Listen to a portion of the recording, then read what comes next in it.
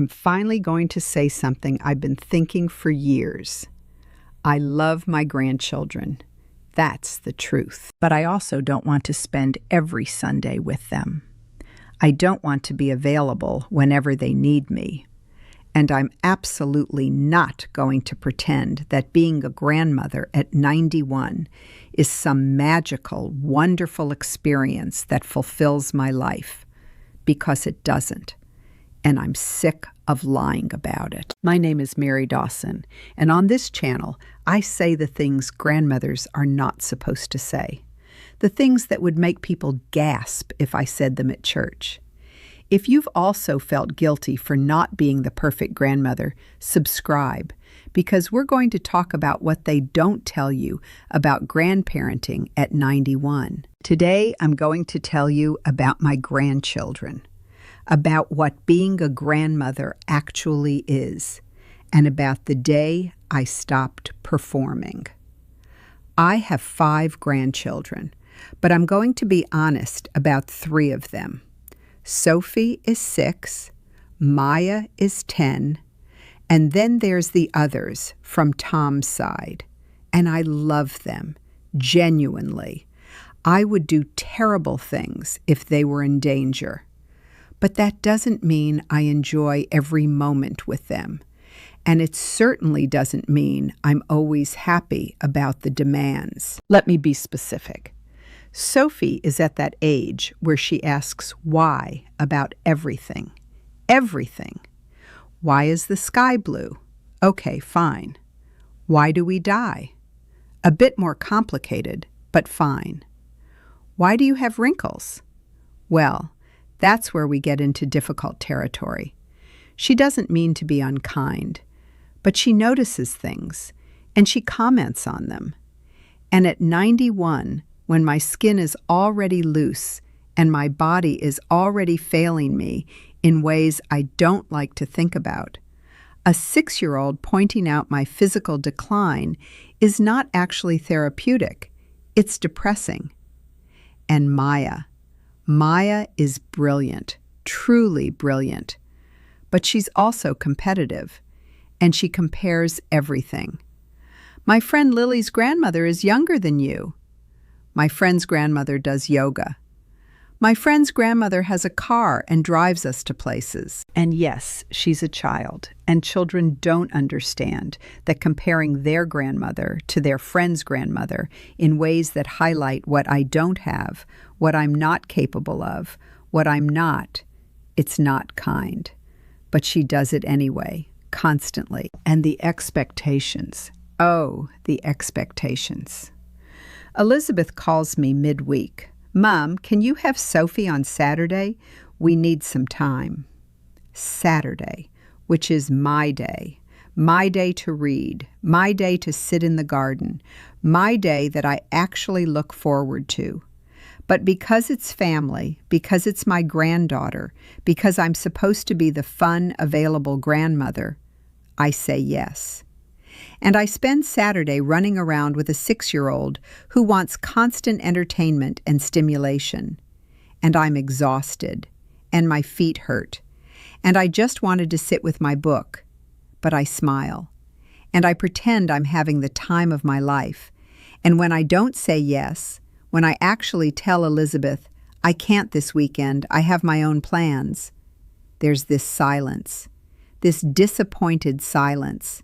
And then, oh, okay, well, if you can't, and the implication is clear. If I'm a good grandmother, I would say yes. If I really loved my grandchildren, I would rearrange my life. But I'm 91.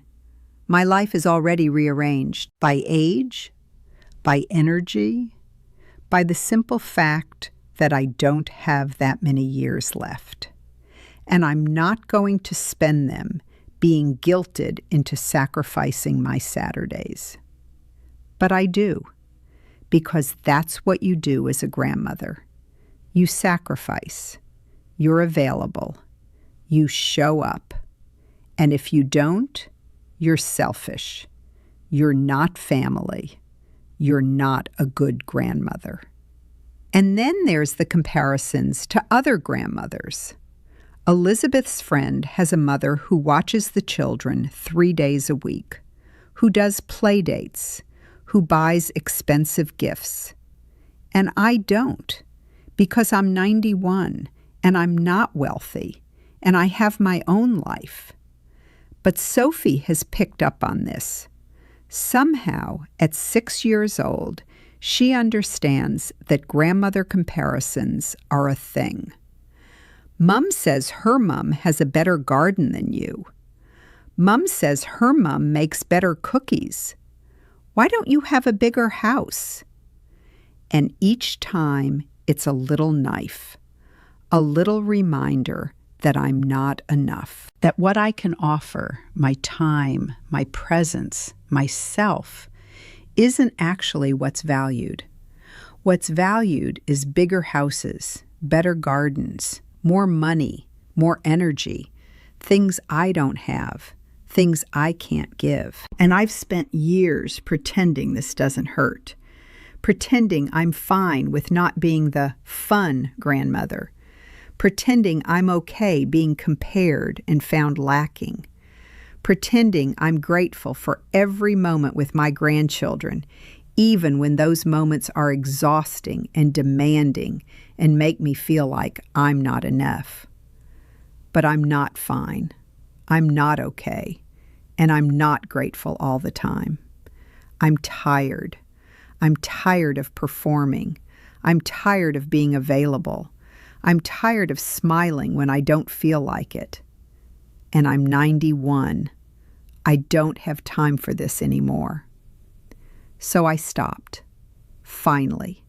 About 3 months ago. I was supposed to have Sophie for an afternoon. Elizabeth dropped her off. "Just a few hours, Mum. We need some couple time." And Sophie was tired, cranky, needing attention I didn't have in me to give. She wanted to play, to run around, to have me chase her and play games and be animated and present. And I was sitting, reading. My feet hurt. My knees hurt. I was having a day where my body was just exhausted. And I said, "Darling, Nana isn't feeling well today. Can you read quietly with me instead?" And she looked at me like I'd asked her to sit perfectly still for an hour, which, in 6-year-old terms, I had. She whined, she complained, she asked when Mum was coming, and something in me, something just broke. "Sophie, I love you, but I'm 91 years old. I can't run around. I can't play chase. I can't be the grandmother you see in films who has endless energy and never gets tired. I'm tired. I have pain. And sometimes I need you to understand that." And she cried. Because I was honest, and she's 6, and she doesn't understand that grandmothers are people too. And Elizabeth came to pick her up early, and she was upset. "Mum, you can't talk to her like that. She's a child." I know she's a child, but she also needs to understand that I have limits. I'm not a toy. I'm not an entertainment service. I'm a person with a body that doesn't work the way it used to. "But you made her feel bad." No, I made her feel like her grandmother is human and has needs and has limits. And we didn't speak for 2 weeks. 2 weeks of silence. Because I finally told the truth. Because I stopped performing. And when we did talk, Elizabeth tried to convince me that I needed to apologize, that I needed to make it right. "Mum, Sophie still talks about how you yelled at her." I didn't yell. I was honest. She's 6. She doesn't need honesty. She needs comfort. Well, she can have comfort from someone who has energy because it's not me. And that was that. That was the conversation where I finally drew a line. and I'm not going to apologize for it. Do you also have grandchildren whose expectations exceed what you can actually give? Do you also feel guilty for not being the perfect grandmother? Do you also get tired and then feel terrible for being tired? Tell me in the comments, because I suspect you do, and I suspect you're exhausted and guilty and performing, just like I was. Because here's what I've realized. Here's what no one tells you about being a grandmother at 91. It's not automatically wonderful. It's not automatically fulfilling. Sometimes it's just another demand on time and energy you don't have. And admitting that doesn't make you a bad grandmother. It makes you honest. I love my grandchildren, but I also have a right to my own life. I have a right to my Saturday, to my book, to my garden, to my peace. And my grandchildren having needs doesn't erase my needs. My being a grandmother doesn't mean I disappear as a person. But that's what's expected. That's what we're supposed to do. We're supposed to be endlessly available, endlessly patient, endlessly happy about it. And if we're not, we're difficult, we're selfish, we're not good grandmothers. Well, I'm not a good grandmother, not by those standards. I'm a 91-year-old woman who wants to read her book, and I'm done apologizing for that. And if Sophie thinks I was mean, well, maybe she needs to learn that people can love you and also have boundaries. Maybe she needs to learn that love doesn't mean unlimited access to my time and energy. Maybe she needs to learn that I'm a person, not a service. And maybe that's the most important thing I can teach her. And I've stopped visiting as much. I've stopped saying yes to every request. When Elizabeth calls and asks if I can have Sophie, I actually think about whether I want to. Not whether I should, whether I want to. And if I don't want to, I say no. Elizabeth, I can't this weekend. Why not? Because I don't want to. I want to be alone. I want to rest. And sometimes she's okay with that, and sometimes she's not. But I'm okay with it either way, because it's my life. And if that makes me a bad grandmother, I can live with that. Because being a good grandmother was killing me. The performance, the guilt, the constant feeling of not being enough, that was killing me slowly. So I stopped, and I feel lighter. And yes, I miss them sometimes. I miss Sophie's laugh. I miss Maya's intelligence. But I don't miss the guilt, and I don't miss the performance. And I certainly don't miss pretending that my needs don't matter. So this is my message to other grandmothers. Other women at 90 or 85 or 75 who are performing the role of perfect grandmother while dying inside. Stop. Stop performing. Your life matters.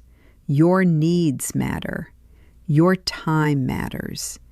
You don't owe your grandchildren every Saturday. You don't owe them endless energy and availability. You owe them honesty. You owe them a grandmother who is a person, who has limits, who says no sometimes. And if they don't understand that, that's not your failure. That's their parents' failure to teach them that people, even grandmothers, are more than what they can give. You can love your grandchildren and not want to spend every weekend with them. You can love them and feel exhausted by them. You can love them and set boundaries. Love and boundaries aren't opposites. They go together. And if you've been made to feel guilty for having needs, for having limits, for being human, you need to know something. You're not wrong. The system that expects you to disappear into the role of grandmother is wrong. So stop. Stop performing.